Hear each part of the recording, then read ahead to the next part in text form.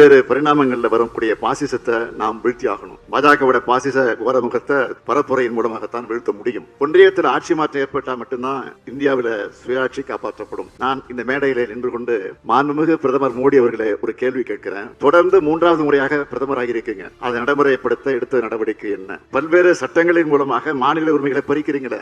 GST மூலமா மாநில நிதி உரிமையை எடுத்துக்கிட்டீங்களே. எதிர்க்கட்சி ஆளக்கூடிய மாநில சட்டமன்றங்களை நிறைவேற்ற சட்டங்களுக்கு அனுமதி தருவது கிடையாது. ஒன்றிய அரசு சார்பில் சிறப்பு திட்டம் கொடுக்கிறது இல்ல.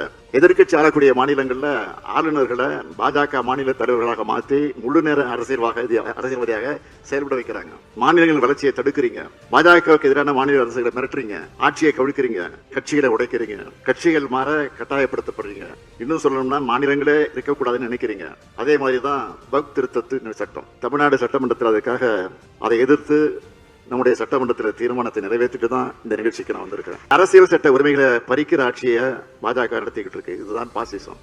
மாநில சுயாட்சி, கூட்டாட்சி, சமூக நீதி, மத நல்லிணக்கம் ஆகியவற்றுக்கு எதிரான, சுருக்கமா சொல்லணும்னா மக்களுக்கு எதிரான பாஜக ஆட்சியோட முடிவுகள் தான் இந்தியாவில் கூட்டாட்சி மலரும். அதை உருவாக்க இந்தியா முழுவதும் இருக்கிற ஜனநாயக சக்திகளை திரட்டுவோம். இதுக்காகத்தான் திமுக குரல் கொடுக்குது. பொது உடைமை தொடர்களும் இதுக்காக குரல் கொடுக்கணும். இணைந்து போராடுவோம். பாசிசத்தை வீழ்த்துவோம்.